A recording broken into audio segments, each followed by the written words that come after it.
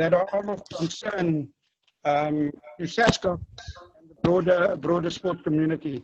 So at this point, I just want to confirm that our engagement and dialogue has been very constructive, and we've made good ground on the matters. And that's this morning. I want to say that that's going good, and that is appreciative. Thank you, KK. Thank you, Mr. Williams. Let me take this opportunity just to welcome Mr. Alex Kosana, Acting President of SASCOC. Mr. Kosana, can I hand over to you just to say a few words before we get over to the questions? Thank you, sir.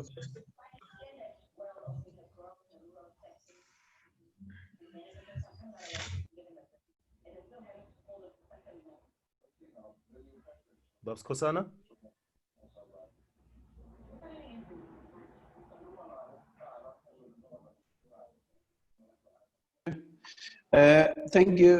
Thank you very much, sir, and good morning to the acting president of CSA and the board members present, and colleagues from the SASCOC board who are present. I've seen them, members of the media, staff of both SASCOC and CSA, and I'm sure that you are all anxious to hear what we have been engaging on between ourselves as the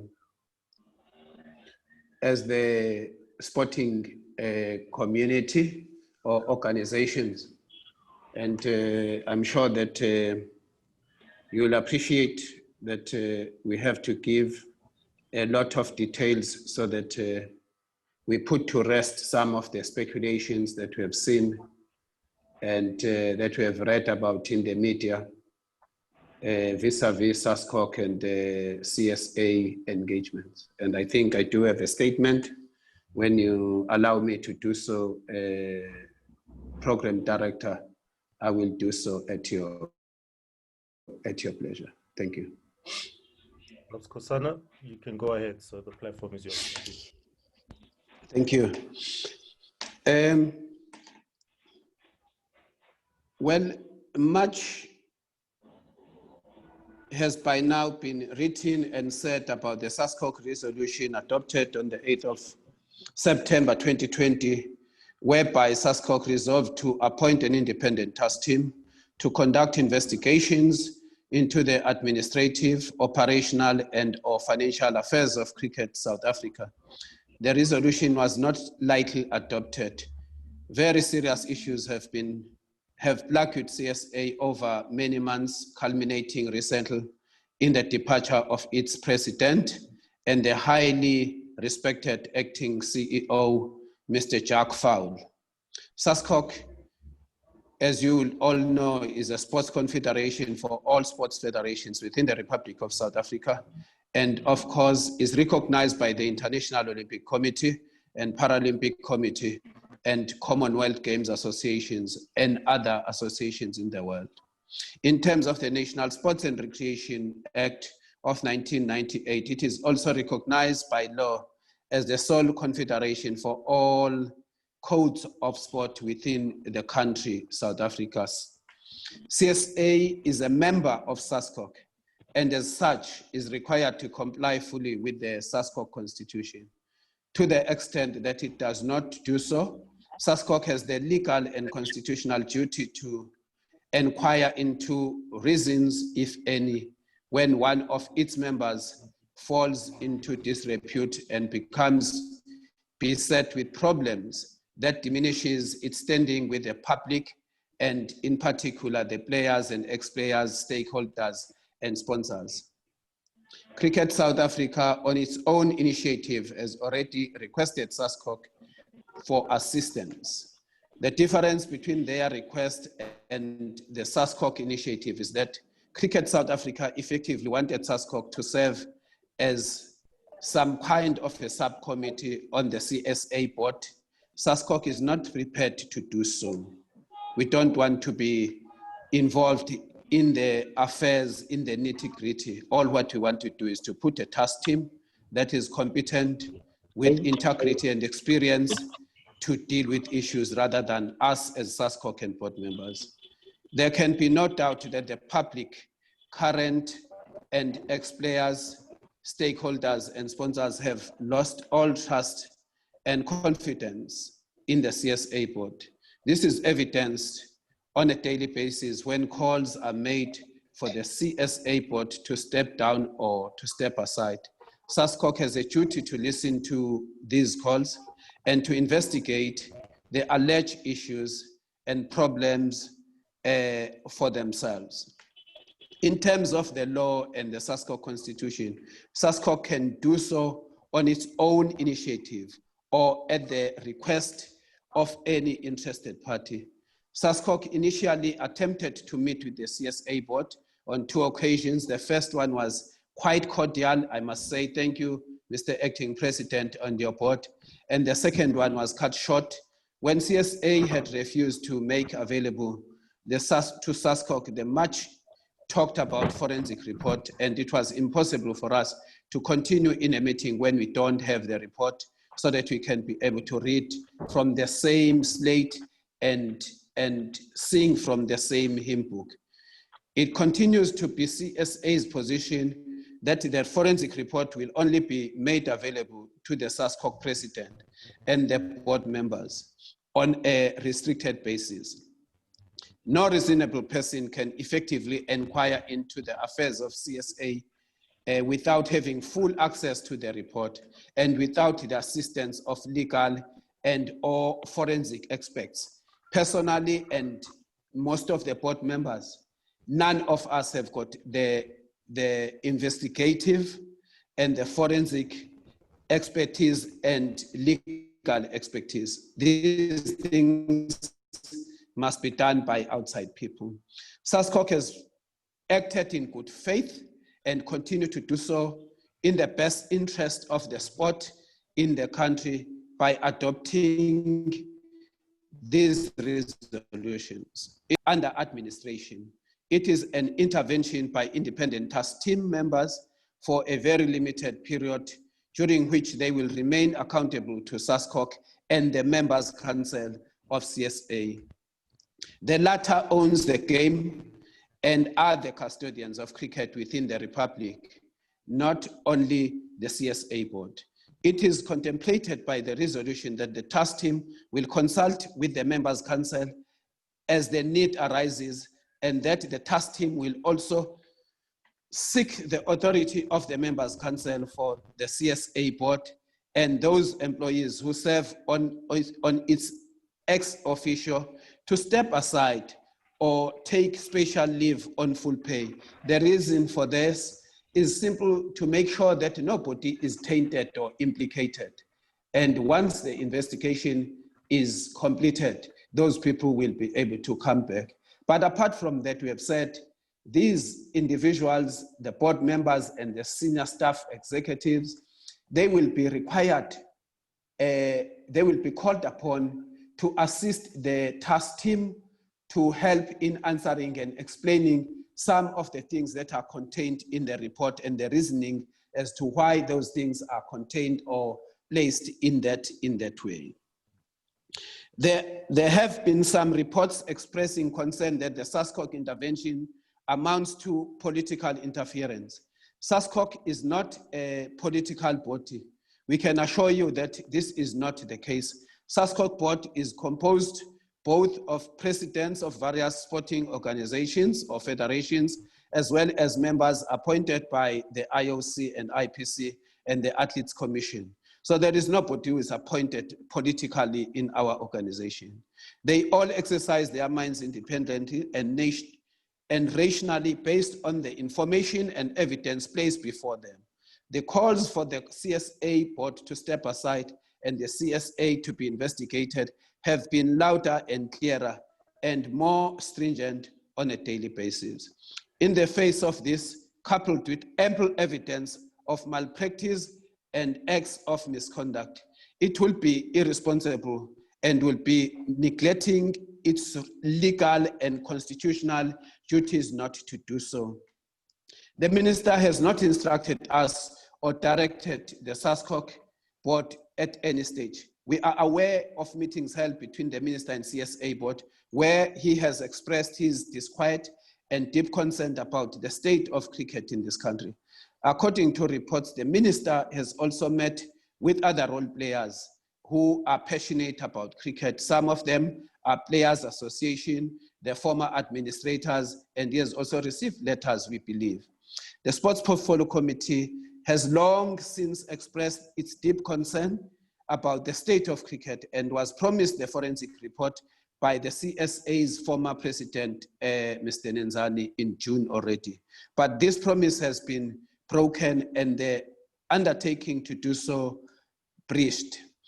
In a general meeting that was held with the minister yesterday with SASCOC, he expressed his appreciation for the initiatives taken by SASCOC in attempting to conduct inquiries in the affairs of CSA so as to restore the credibility of CSA fully, and the minister is supportive of this intervention. The presidents that form the members' council have similarly been denied unrestricted access to the forensic report, although we are advised that at a meeting that took place over the weekend, a presentation was made to them on certain aspects of the report. SASCOC's concern is that, notwithstanding the report having been discussed with the members' council, we simply cannot be certain that there would have been proper consultation with the members of their respective unions as the presidents act on a mandate from their respective boards. How are they expected to obtain a proper mandate from their boards when they are not permitted to share the contents of a report which they commissioned with the members of the board? That is why the refusal to make the report available on an unrestricted basis is both irrational and unreasonable. The SASCOC was pleased to meet with the members' council on the 14th of September, when robust discussions took place with regards to the way forward, and during which meeting SASCOC was at pains to advise the members of the reasoning behind SASCOC intervention. It was made abundantly clear to them that this was not government interference, but an investigation that was prompted by SASCOC, having received complaints from various parties who are concerned about the administration of the game. The members' council was invited to also make a nomination of a suitable candidate to be appointed to the task team so that they could be satisfied that they are part of the process after all. The SASCOC intervention is to assist them in the administration of the game of cricket, nothing more and nothing less. However, it should be noted that the investigation is a SASCOC-driven process, and it is only SASCOC that will determine the persons who will be appointed to the task team, as well as their terms of reference, to ensure the independence of the task team and to remove any notions of bias in their investigative processes. None of the SASCOC board members will serve on this task team. The task team will be composed of men and women of high integrity and high quality and high integrity.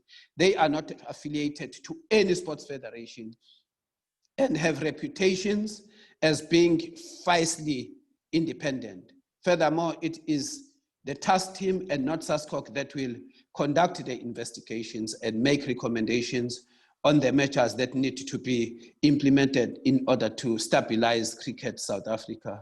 CSA will be expected to implement those recommendations, and naturally, should they fail to do so, then SASCOC will have no alternative but to take appropriate measures to ensure compliance. We are not interested in running the administration of cricket. We don't know anything about cricket. It must be run by the people who understand cricket, who have got passion and who have got bona fides in terms of cricket administration and all that. It should also be noted that the forensic report is only one aspect of concern to SASCOC, as there have been several other issues of concern raised that require consideration and investigation. Consequently, it should not be construed that SASCOC is merely intervening to force the forensic report being made public. We have given the CSA Members Council an undertaking that the report, once received, will only be discussed between the board and its advisory team and will not be published, as SASCOC respects the rights of the persons implicated in the report. However, SASCOC awaits the report as a demonstration on the part of CSA of its bona fides in engaging with SASCOC and cooperating with investigation. Should the report still not be forthcoming, then unfortunately SASCOC will have no alternative but to resort to other measures that I'm not going to deal with here, and will also ensure that there is full compliance. It should also be noted that SASCOC has communicated with the ICC and will keep them informed of the process as it unfolds. Accordingly, we call upon members of the public and the media, and in particular cricketers and ex-cricketers and stakeholders involved in cricket, including the sponsors, to give this process a chance so that we can restore cricket to its former glory as soon as possible, and we continue with the business as usual of playing cricket with the rest of the world and playing cricket in the country where there is no much of the media speculation of what is going to happen to cricket. Thank you very much, Program Director. Thank you very much, Mr. Acting President. Thank you. Thank you, Babs Kosane. Members of the media, I just would like to let you know in terms of the format that this press conference will take. So now we'll move on to the Q&A where the CSA and SASCOC acting president will be given about 10 minutes to respond to your question. So on the chat panel, I did indicate, if you guys can indicate to me who's got the first questions, any takers. I need to stress that only the presidents will be taking part in this first section, and then we'll move on to the second section of the press conference at 12:15, where we'll be addressed by Members Council of Cricket South Africa, and we'll excuse both presidents. I see Fidoz, you've got the first question. You can go ahead, Fidoz. Thanks, KK. This is to either president, but I guess more to the president of SASCOC. When do we expect the task team to be appointed, and when will the board and executive of CSA need to step aside? Well, thank you very much. As soon as we receive the report, we will be able to announce the task team. We cannot be able to put the cart before the horse. And remember, the purpose of the task team is to access the forensic report. So it is prudent to not appoint people when we have not received the report. If we receive it today, I can promise you by Monday we'll be announcing to the public who will be the members of the task team, with the one that will be given by cricket to add on the members that will be appointed. Thank you, Fidoz. Ken, you can go ahead, second one. Well, the second one is related to the first one, that Cricket South Africa should step aside once we appoint the task team, so that they can be able to be available on the basis whenever we need them and the staff, and they can still be in those offices, they can be anywhere they want to be, but we want them to step aside, but we don't want the cricket to collapse. We want the unfettered access to things that may be contained in that report, and including them when we say there is something here, acting president or members of the board, whether you are independent or fully coming from the members' council, including staff. As soon as the report gets to us, the process will begin and will update you with Cricket South Africa on a day-to-day basis. And especially the cricket acting president will work alongside with me on ensuring that the public is informed, as it is important for the public to be informed on a daily basis. Thank you. Thank you, Babs Kosan. Ken, you've got a question for Mr. Beresford. You can go ahead, Ken. Yeah, thanks very much, KK. Sorry, if I could just first follow up with Mr. Skosana, though, from what he's just said. Could you give us some sort of reasoning behind the task team only being appointed after you've seen the forensic report? I mean, that could affect the, I guess, the public view of how independent that task team is. If you look at the report first and then appoint a task team, and then just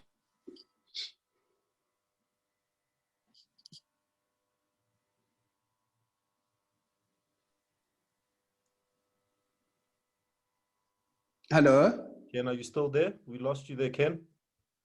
Babs We Kosana, lost Ken. his first question. I had the first part. I think, Ken, is like the question of a chicken and the egg. What if we appoint the task team before we have received the report? And what is it that we are going to say we're appointing them for? We may appoint the legal instead of appointing the accountant. So we must get the report and read the summary, and the summary will inform us what kind of critical skills are needed so that they can be able to zoom into a report. We don't want to put the cart before the horse. We are not determined and destined to do things in the wrong way. That is what the board of SASCOC has resolved, that let us get the report.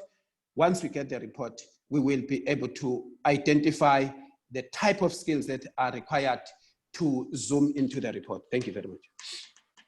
Thank you, Babs Kosana. Ken, do you still want to ask a question to Mr. Williams before I move on? yes, please, KK, just whether CSA are going to comply with what SASCOC have said there. All right. Thank you, Ken. Let me reconfirm our position. As I said, that we are in engagement with SASCOC. We've been engaged with SASCOC, and we continue to engage with SASCOC. Cricket South Africa had responded in detail to SASCOC around our position. And I also want to state clearly that we have a fiduciary duty to cricket as board members, and what has been resolved unanimously by the Members' Council, the highest decision-making body, that they would, that the report that they've received, the forensic report that our Members' Council received, would also be made available to SASCOC under the same conditions. Now, having said that, at this point, we continue to stay committed to the dialogue and engagement, and we offered and committed to make the summary report available.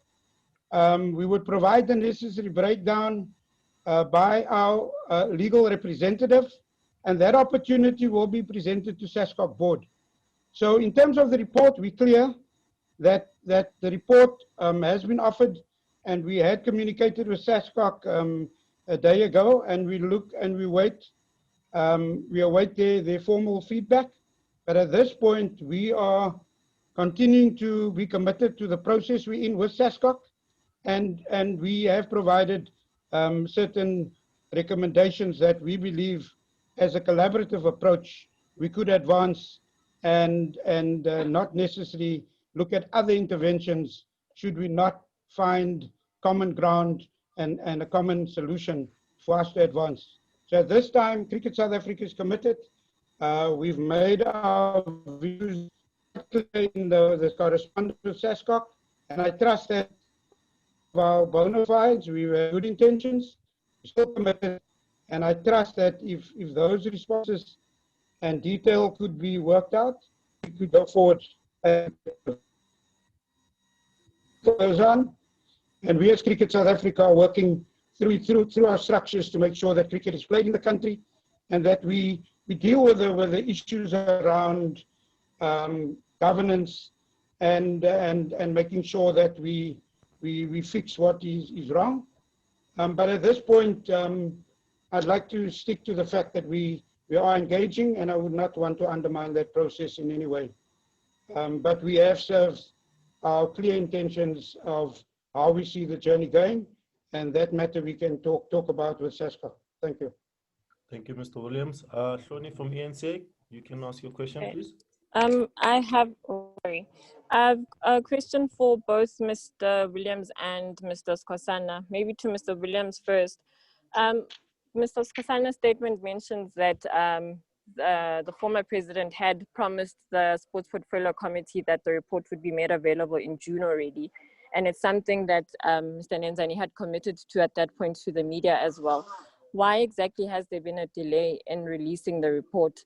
And then my question to Mr. Skosana is, you mentioned that obviously SASCOC has a right to get involved in this matter as per the National Sport and Rec Act and SASCOC's own constitution. That's well covered in those two documents. But how does SASCOC respond to people asking why SASCOC, with its own issues and with its own outstanding recommendations from the 2018 SASCOC inquiry, is getting involved in this matter when they also have their own matters to address? Mr. Williams, you can go ahead first, sir. Yeah, thank you. Thanks for the question.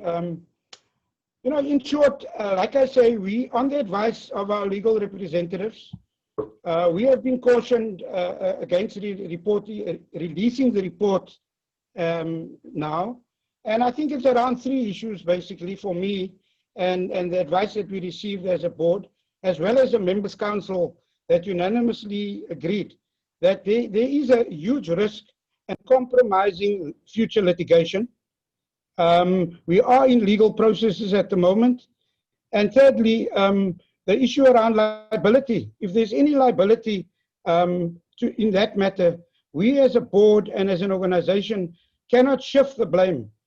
We need to look at what that liability is and consequences for the organization and cricket in general.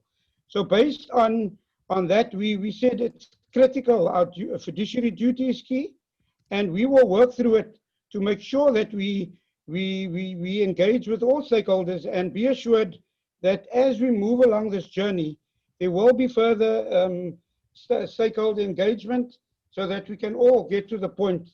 And most important, Cricket South Africa is committed to doing that.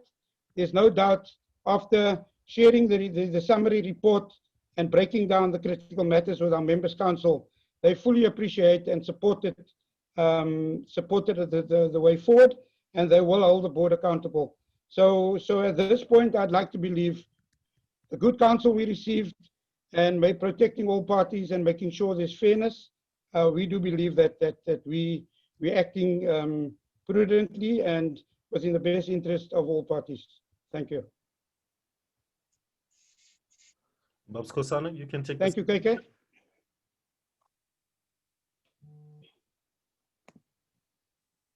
You're on mute, Babs Kosana.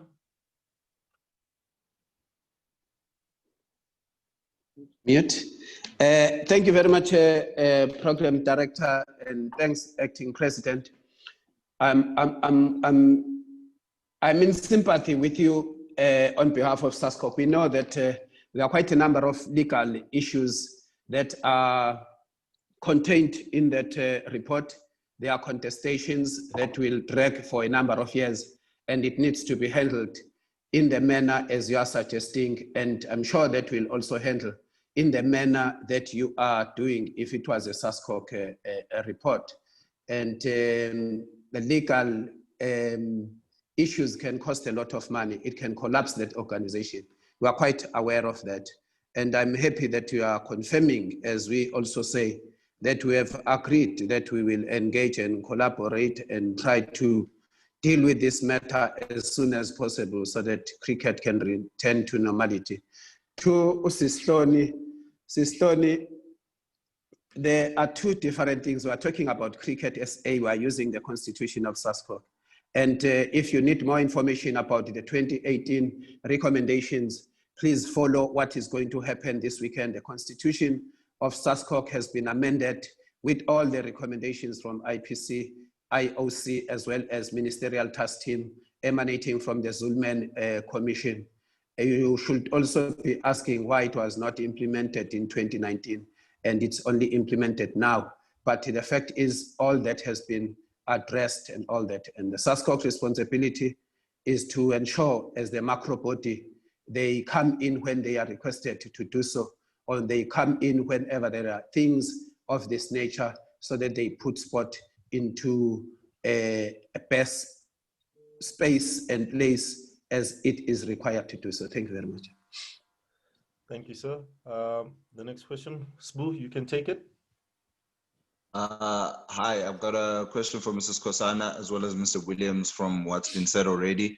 Mrs. Kosana, you mentioned in your statement that you read out that there are other measures that SASCOC can take in order to acquire the Fundudzi report. What are those other measures, and are they guided by the SASCOC constitution? And could you give clarity as to what the constitution says on those other measures?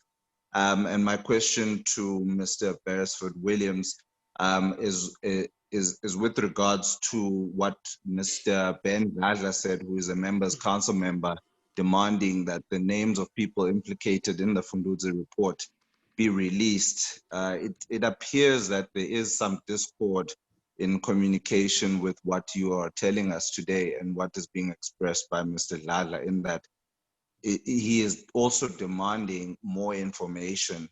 So we are a bit confused as to what is the message from the members council. Is the forensic report or what they've been shown, is it not enough for them either? If you could just clarify that for us as well. Thank you.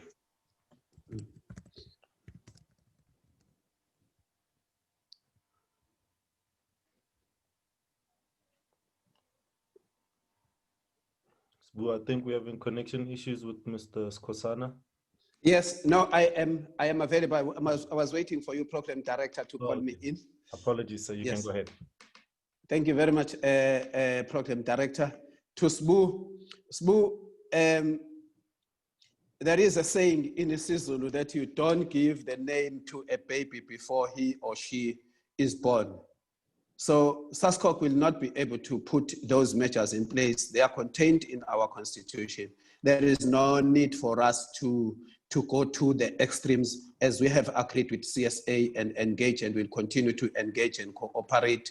And our teams will be meeting to deliberate on issues. It will only be then when we have failed in all other means of trying to cooperate and move forward. But you have heard the President saying that they are prepared to engage, they are committed to that. So where there is commitment, there is no need of reading the Riot Act. And I think it will be very bad of us to read the Riot Act when there is cooperation and collaboration. Thank you. Thank you, Ms. Kosana. Zama, you can go ahead. Sorry, I had the question for Mr. Williams with regards to Mr. Zaza's comments. Yeah, okay. Mr. Williams, you got that second question? Yeah, I've got that second question. Let me answer it in twofold. The question raised, I know that Mr. Ben Ladla was part of the members' council who unanimously resolved that after the engagement with the report being led by our independent audit chair and the legal representatives, he shared his thoughts, and he was very satisfied and supported the way forward. So the issue around the media comments of Mr. Ben, he needs to account for that.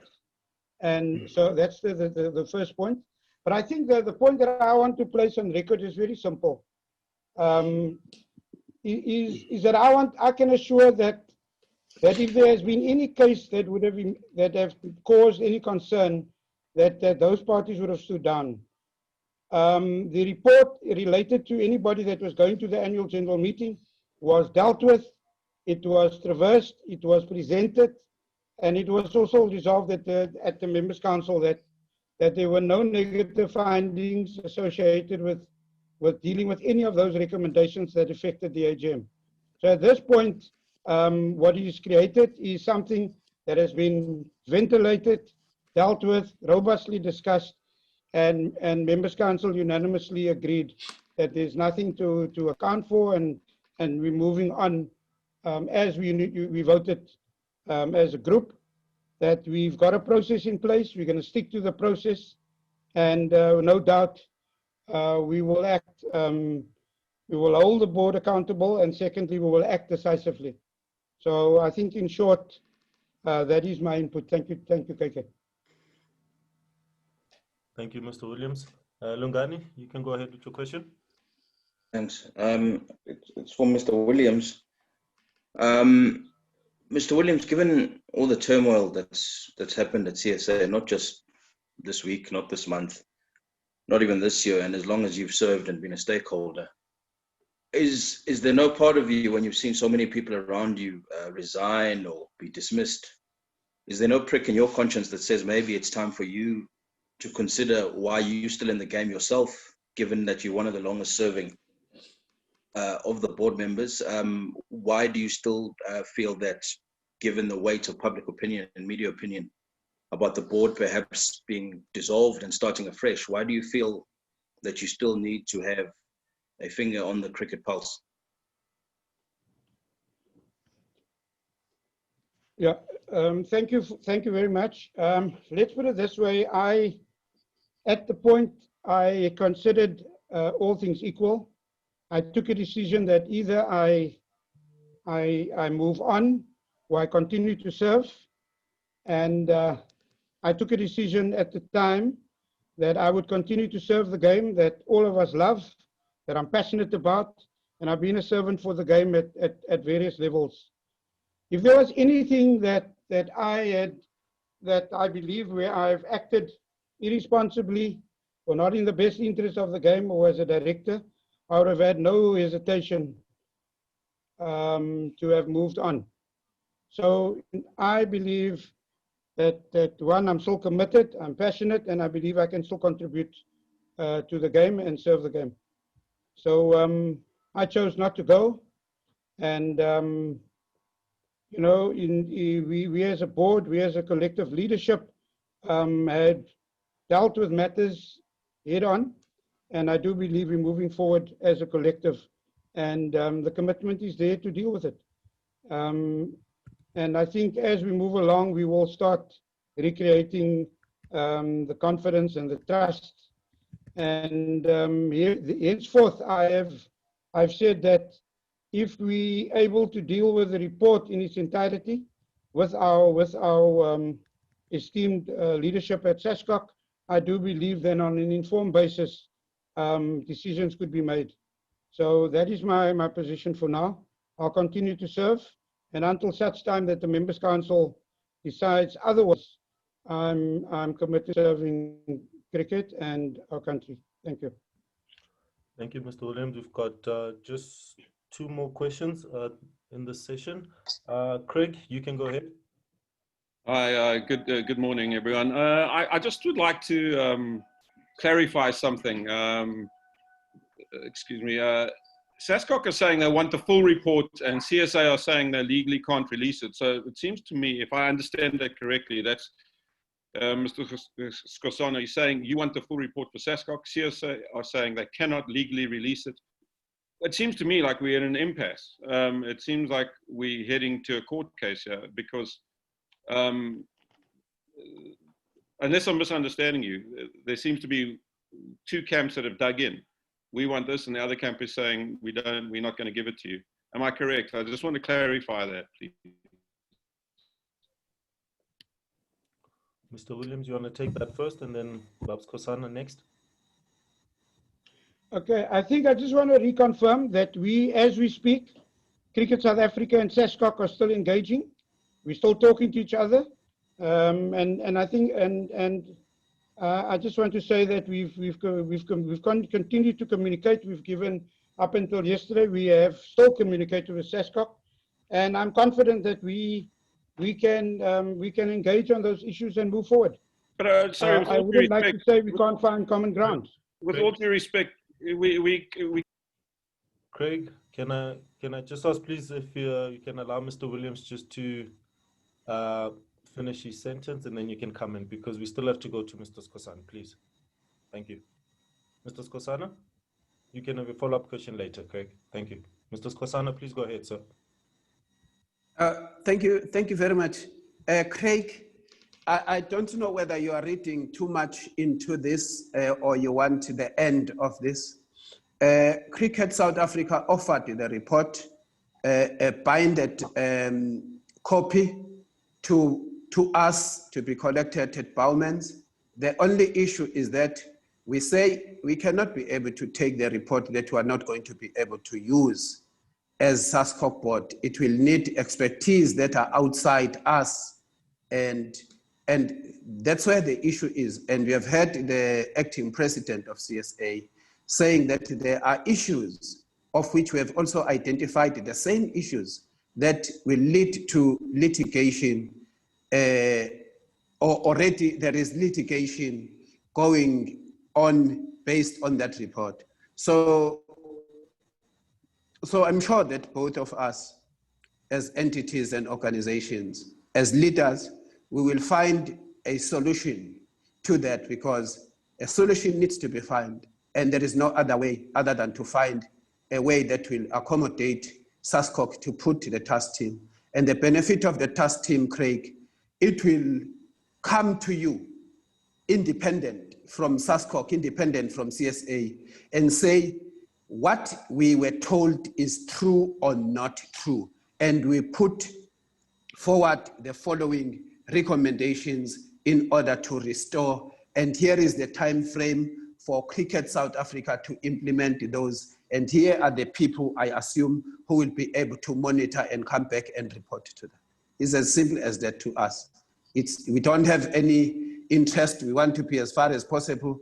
We want to get in and out and continue with our work. There are many other disputes in SASCOC's federations that we have to deal with. We don't want to camp and sleep at CSA on a daily basis. We don't want that. We believe CSA leadership knows that they need to run with the issues after we have assisted them. Thank you. Thank you, Craig. As indicated privately, I'll try to get that statement for you from SASCOC. Let me move on. Zahir, your turn to ask a question.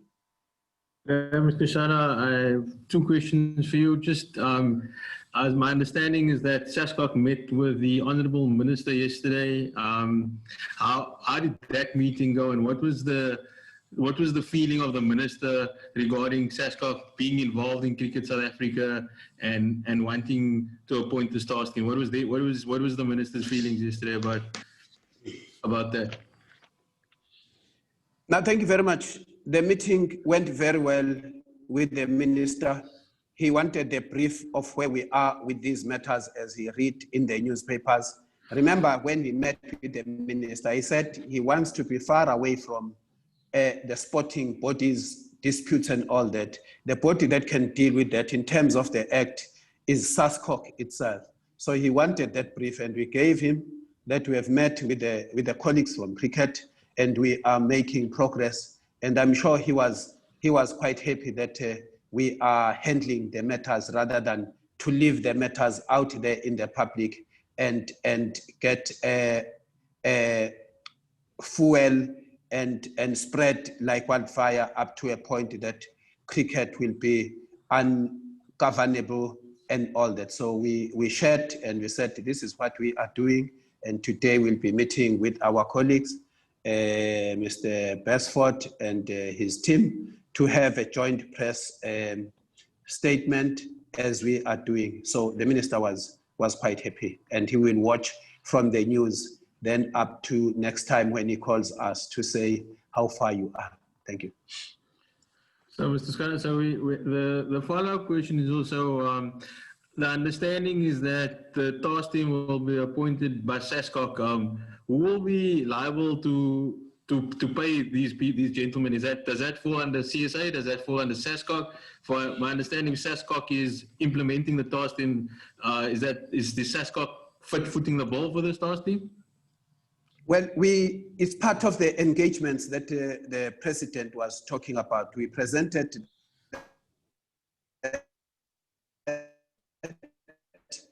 to the members' council.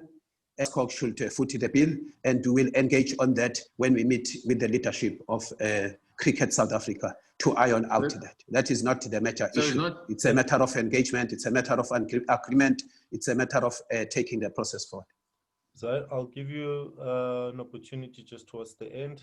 Just allow the president just to finish his sentence, please, as I mentioned earlier. Thank you. Do you want to follow up, or you're okay before I move on? Okay, cool. Telford, you'll take the last one for this first session. Mr. Williams, that part of the world that's not crying about South African cricket is laughing about South African cricket. How do you sit there and not accept that your last shred of credibility as a board hangs on releasing this report? How can you not see that?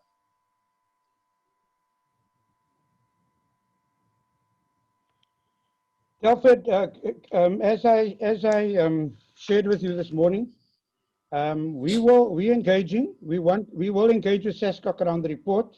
To the other key stakeholders, we will engage our stakeholders, and we're advancing down that road. And I've referred to the risks and our duties as board members, and important around liability.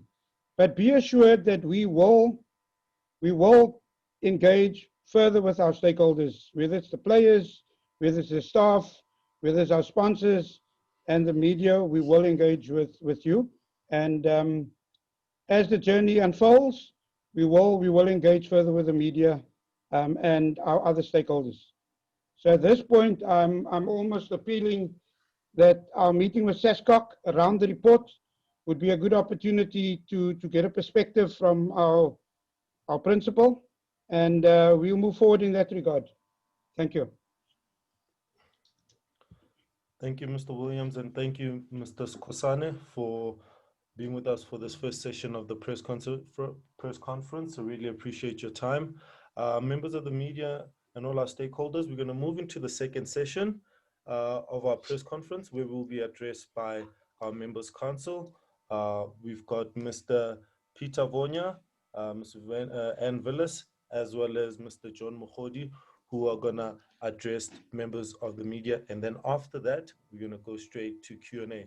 We've got about 20 minutes for this session, so I please kindly ask, when you've got questions, please just indicate on the chat panel, and then I will pose that question. I will give that opportunity to pose a question. Let me just first start with Mr. John Mukhodi. He will give us just an update on the two-day session workshop that they've had with SASCOC. Mr. Mukhodi, if you can just take the platform and just give us an update on that session and the workshop and the roadmap going ahead. Thank you, sir. Thank you very much. Thanks for the opportunity. Good afternoon, everyone. Yes, I'm a members council member and a new board member at Cricket South Africa. This weekend, we had a very robust two-day workshop regarding cricket in general. How that weekend went, firstly, we were then presented with the forensic report. I need to state that the forensic report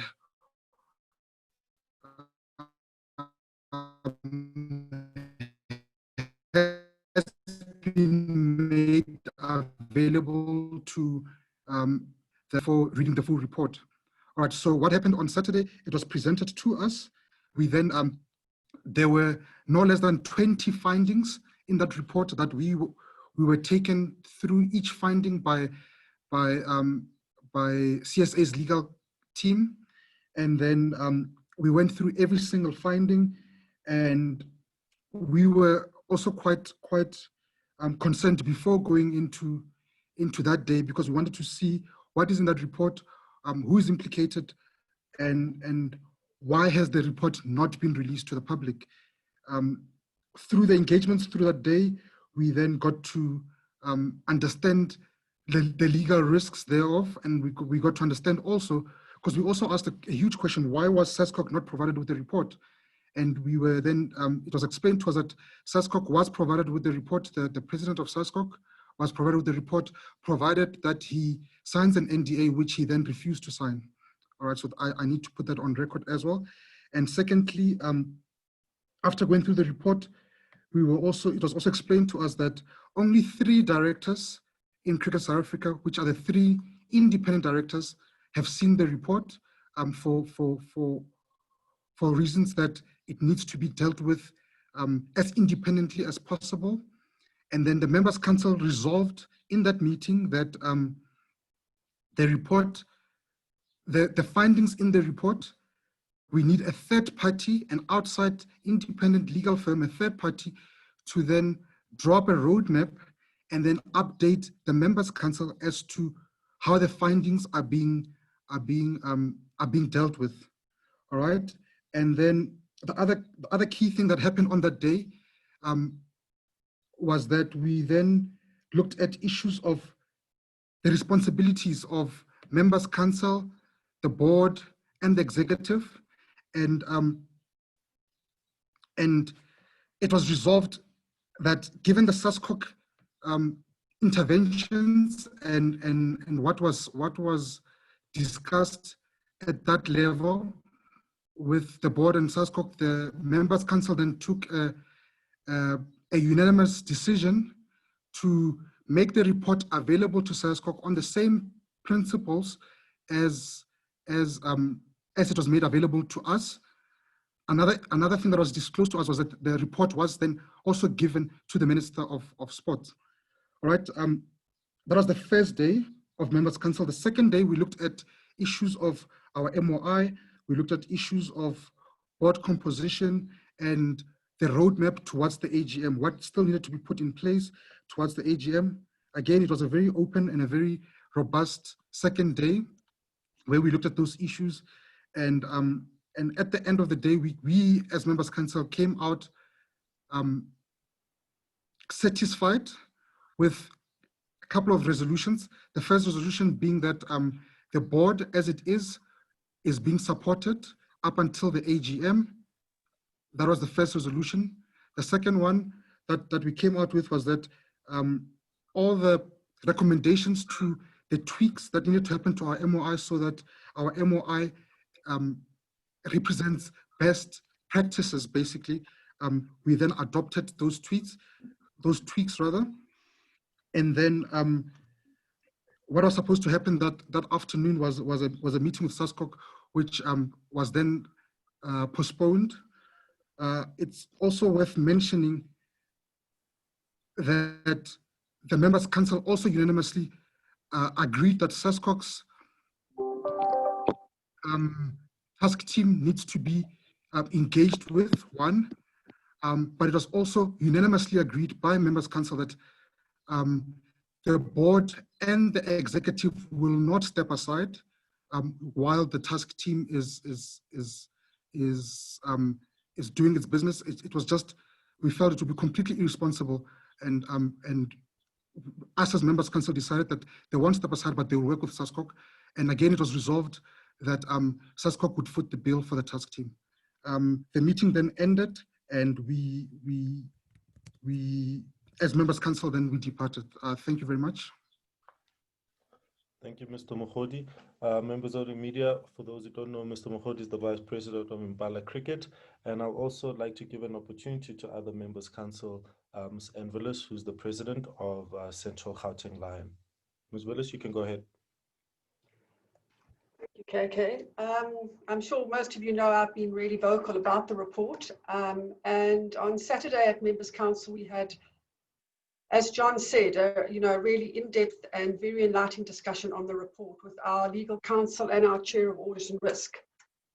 I think we all have a better understanding of CSA's position that it's not in our interest to disclose the full gamut of the report. There are further investigations that need to be taken. We're mindful of the rights of all the people mentioned in the report. And I think we need to be, cognizant of this, that we can't step on their rights, but certainly further action will be taken if warranted. Just to reiterate that the Members' Council are taking the report very, very seriously, and we will be holding our board and audit and risk responsible for this. After John, I'm sorry, I don't have too much more to say. Thank you, Anne. I'll hand over to Eastern's Cricket President, Mr. Peter Vonya. Peter, over to you, sir. Thank you very much, Mr. Program Director. I think pretty much, on the second day, we delved quite deeply into the issues of the MOI, and we know some of the questions that, of course, that have been pondered around to say what changes is the Members' Council considering making to the MOI. You know, will the board be restructured with greater number of independent directors? You know, will the change be made and to have at least one former international board member into that? So the key areas which the Members' Council is focused on the MOI was first the board composition, the composition of the board, the matter of geopolitical alignment, the powers of the Members' Council, board and the management. Fourthly, the management and mitigation of conflict of interest, and the nominations process was one of the key items that was deliberated on quite intensively. In addressing some of the questions, of course, in these matters, the question raised that are put above with regards to the independent directors and the inclusion of players onto the board was dealt with, but these matters are receiving, of course, the attention that it needs with a view to concluding on these matters prior to the AGM. So, of course, issues of the MOI, they are ongoing in nature, and we will be then sitting again to refine again what is the best practice for us to structure ourselves for cricket. So I think I've pretty much summarized the day two in terms of how, therefore, the Members' Council resolved in moving forward. Thanks. Yeah, thank you so much, Members' Council, for that update. We'll now move on to our Q&A session. Members of the media, just a reminder, we just have about 15 minutes for the session. I've got Tando take the first one, then followed by Fidos. Tando, you still there? KK, can you guys hear me? Yes, loud and clear. You can go ahead, mate. Thank you so much. So just a quick question for Mr. Mahodi. During these discussions over the last couple of days, has there been any discussion with regards to the AGM that has been postponed, or does that now also take a back seat with the discussions that are going on with SASCOC on the side? And I don't know if it was possible to ask a question to SASCOC acting president as well, KK. No, that session is already gone, Tando. So yeah, we just have to move to the session with due respect. Thank you, mate. Okay, thanks, Bud. Yeah, Mr. Mahodi. Thanks, Tando. I'll try to answer that question. Although I think my colleague, Mr. Vonya, is better placed. Yes, according to our MOI, we need to hold an AGM within 15 months of the previous AGM. So there were deliberations regarding the AGM, and I'm not at liberty yet to announce the date, as it will be announced by the CEO's office. But yes, a date has been preliminary set. For us to get to the AGM, the big stumbling block really is we need to clean our MOI, which I believe that the resolutions taken in the draft MOI that was concluded on Sunday will move us closer to having our AGM within the requisite period. KG, maybe you can ask Mr. Vonya to assist me there. Yeah, Mr. Vonya. Certainly, I think I'd like to echo what Mr. Mahodi said. I mean, further and above, part of our resolvement was the nomination process. So, yeah, of course, that process has to be crisp. It has to be clear of how it is done. And the members, of course, resolve to a particular process that it wants to look at moving forward. All these actions will be done prior to the AGM. As we gear up to AGM, we want to make sure that all those matters are cleared, and it's a free way for us then for us to move on. So I think that is about it fitting into the MOI and the AGM. Thanks. Thank you. KK, if I can just have a quick one for Anne. It has been widely reported that the Gauteng Lions are one of, the unions that are supposedly putting together a vote of no confidence against the current CSA board. Are you at liberty to answer any of that, or Are you refuting any of those reports that have been making the rounds? No, I'm certainly not refuting it. We, last year as a board, we made that statement. I think we made it earlier this year as well. Right now, I'm doing my best to work with Members Council. I think we all understand our role. We need to hold the board accountable. I understand some of our Members Council are on the board, but you know, I think we're working really hard to sort this out, to get cricket right, to get everybody playing the game again. And you know, I don't think CGL stance is complete. It hasn't changed. But you know, I think we are prepared to just take a little bit of a backseat while we make sure things get done. Thank you. Thank you, guys. Fidos, you can go ahead. Thanks, KK. To any of the Members Council, I just want to clarify this.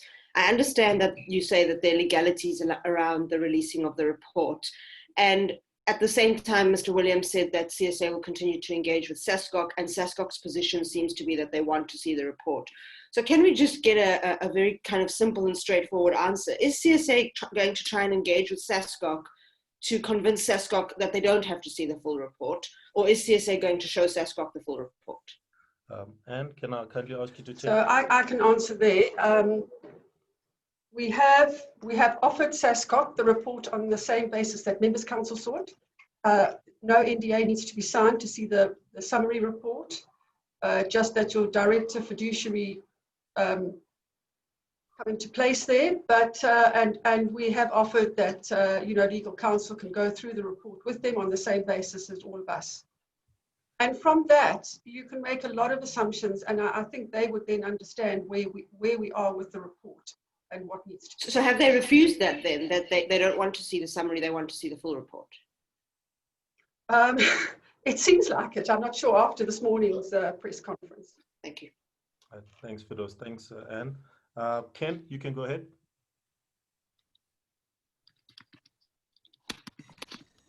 Okay.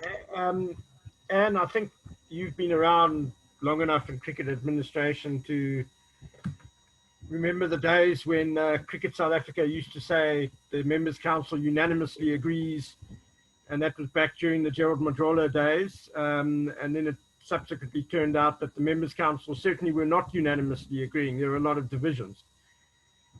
I think we all know that there's a massive trust deficit amongst the public, as SASCOC have referred to, with Cricket South Africa. How is Cricket South Africa going to convince the public that not releasing this forensic report is not merely hiding behind legalities, especially since there have been allegations out in the public that CSA's chief legal officer, the company secretary, has close ties with Bowman Gilfillan's and might just be, and is alleged to be behind the withholding of this report. How do Cricket South Africa get the public basically to believe you that you're not just hiding behind legal issues? So I think we have to take it that Bowman's, our legal counsel, are a highly respected firm. And I actually asked the same question to them. You know, yes, he did work there, I think, about 10 years ago. They did mention that, you know, young lawyers who go and work in their firm end up in all sorts of other companies afterwards, and they represent those companies. I think we need to believe that they understand the conflict, and if there was any conflict, they would deal with it, or they would walk away and advise us to get other legal advice. Obviously, I can't talk on our company secretary, and if there is anything on him, that would need to be investigated correctly. When you talk about unanimous decisions by Members Council, we were reminded that if Members Council, the majority of Members Council agree on something, it's not for part of us to walk left when the other part are walking right. We need to walk out the meeting and all walk in the same line. Yes, it would be noted that we didn't agree. And I have been in meetings where they have tried to get a unanimous decision. And, you know, people say, no, it's not a unanimous, I disagree. But we need to understand when, you know, if 10 say yes and 4 say no, the other 4 need to go with it. Thank you, Anne. Tinas, can I go over to you for your question? Thank you. Yeah, I just want to hear from Mr. Mahodi or any other members council member. Mr. Tabangore was suspended while the investigation into his alleged affairs were going on. Why hasn't there been a call for any other member of Cricket South Africa's board or executive to be suspended while this investigation is still going on? Tinas, I think we're not gonna, just take that answer now. If you can just drop me a question privately, and then I'll get someone who will just answer that question. But for now, if we can just deal with the SASCOC matter, please, I'd greatly appreciate it, please. If that's sorry, KK, I think that speaks directly to the forensic report. And yes, it's about the forensic. Firstly, I'm not happy with a question asked in a public forum, not then the answer not being available to everyone on that forum. I hear you both, gentlemen. So that's why I said to Tinas, let me just get an indication. Anne, Mr. Vonya? Well, yeah, so again, I don't think that another investigation has been done on any other names in the report that can warrant us getting them suspended right now. There is stuff going on right now. It's not that the report is out there and everybody stopped working just because there's a report. I think things will happen, and I hope you can trust us on that. If I could just follow up, KK, quickly, if that's fine. Yeah, welcome. So basically, then, if there are members on the board, if there are known members on the board that's implicated.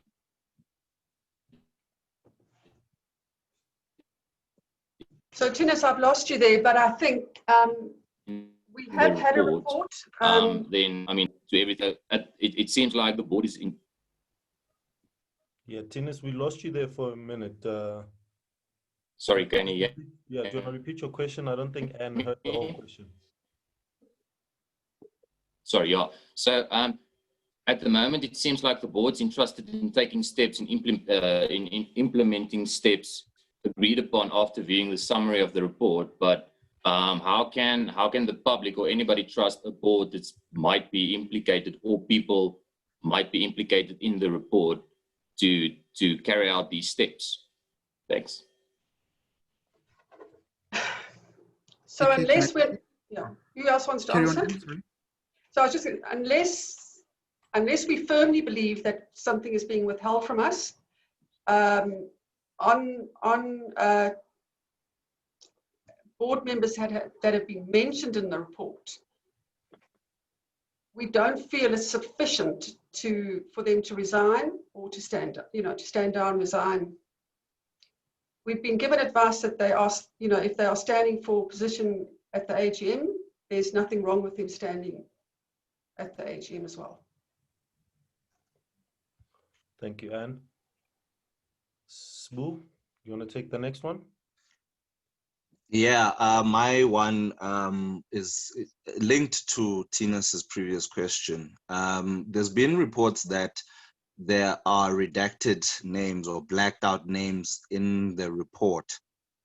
Yet the communication from the members' council is that there might be legal implications to releasing that report.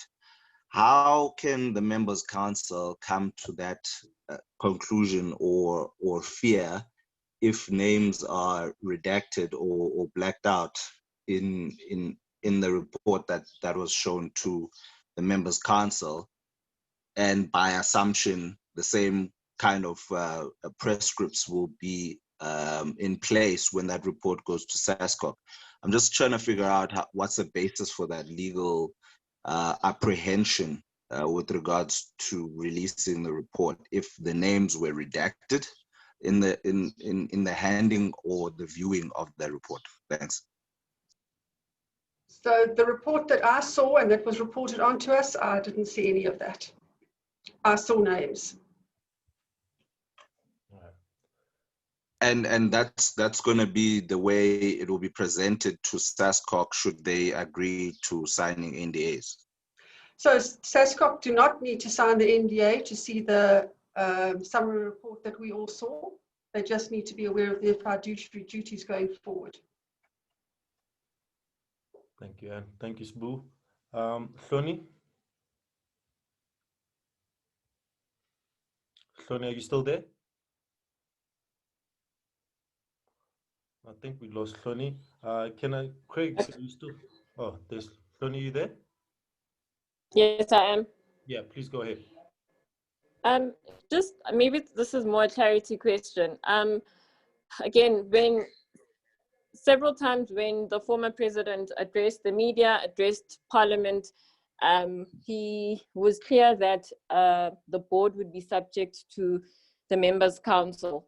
And if I'm not wrong, the Members' Council is the highest decision-making body at CSA. So in terms of what's happening at the moment with the board not releasing the full report to even the Members' Council, does that not raise concerns about that and the power that the board has and the structure of Cricket South Africa? So, John, go ahead. Thanks, Anne.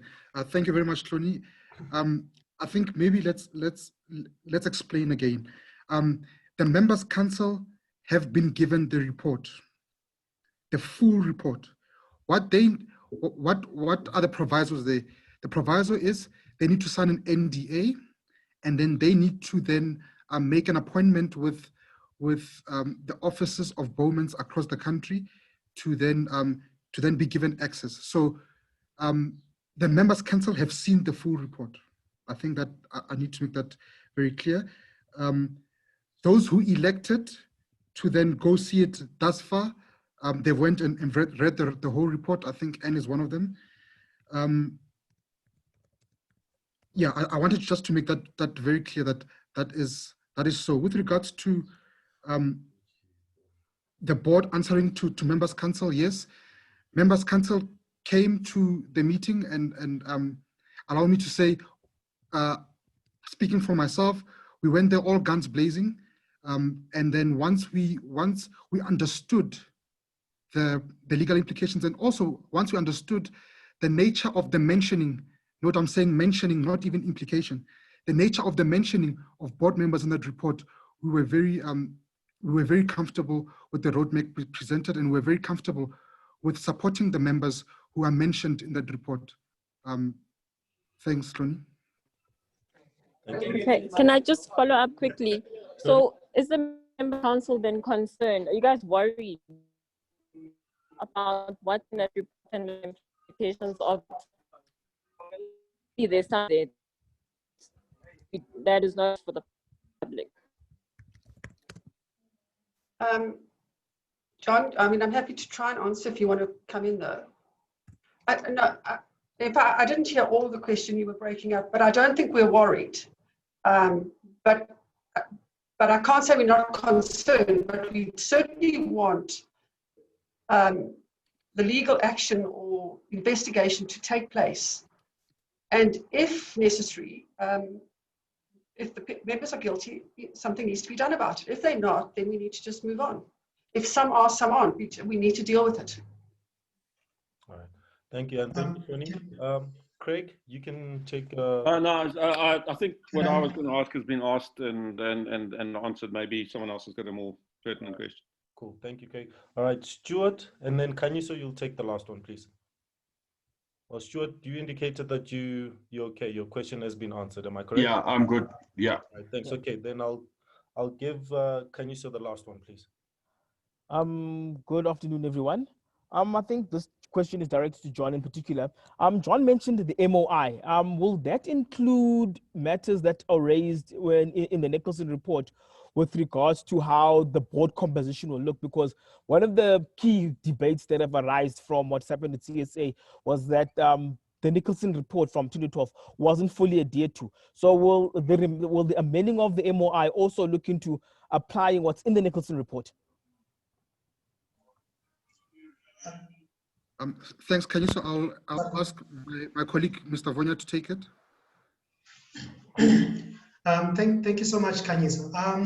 I think as I mentioned that whilst we are addressing these matters,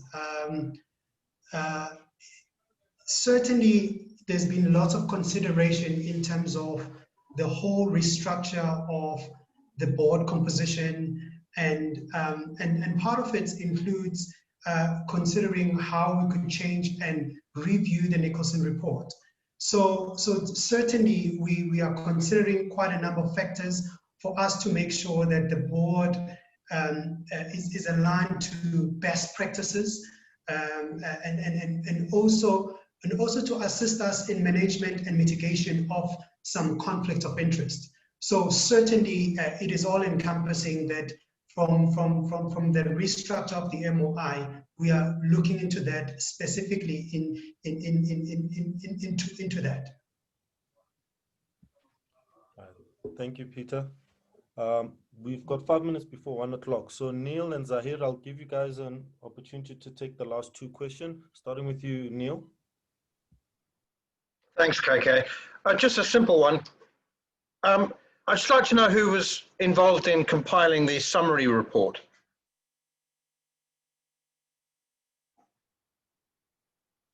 Who wrote the summary report? Neil, I'm assuming it was Bowman's. That's an assumption, is it? Yes, because they got the report from Fondusi. They've gone through it. I'm sure, we'd have to make sure 100%, but that's what I would assume. So Fundudzi didn't write the summary report. So CSA's lawyers wrote the summary report. Yeah, look, I mean, I can either say, no, we can't answer you and we need to get back, but that would be my understanding. Neil? I mean, Funduzi may have done it. We would need to make 100% sure. I can send a message. Yeah. Neil, It's quite important, I would think, to establish who did write the summary report. Neil, you're more than welcome to drop me a mail, and then I'll forward it to the right Okay. person, and I'll get a response for you. Thank you. You're welcome. Zahir, you'll take the last question. It's similar on the lines of Neil's question, which is a little bit more direct. In regards, we spoke about Bowman's and their relationship with the company secretary of Cricket South Africa, and only a minimal people have seen this report. Has the company secretary actually seen the forensic report? No. The only 2 people who had seen the report up to anybody signing the NDA from Members' Council are, well, there were 3. They were the independent directors on audit and risk. One has since resigned. So there's just the 2 independent directors on audit and risk who have seen the report, who have seen the full report. So just confirmation, Welsh guys that hasn't seen the report? Absolutely not. Thank you very much, members of the media, and thank you obviously to our members council for making themselves available for this media session. To the members of the media, if you've got any further questions, please communicate with Lucy, myself, as well as Sipogazi, and we'll gladly assist. So thank you very much and have a good afternoon. Thank you. Thank you, everyone. Yes, big boss.